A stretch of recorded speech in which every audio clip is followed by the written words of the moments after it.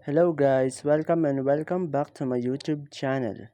So, for today's video, ituturo ko naman sa inyo kung paano nga ba mag-lock ng Messenger app. So, let's do it. So, ang first step natin ay i-open ang Messenger app natin, and then dito makikita nyo yung menu dito sa baba, and then pindutin nyo lang yung settings, and then dito punta naman kayo sa privacy and safety. So, pindutin nyo lang yan. And then dito guys, makikita nyo yung app lock dito sa security. So, pindutin nyo lang yan. And ayan guys, makikita nyo yung require touch ID. So, dito guys, pwede nyo nang i-on. And then ayan guys.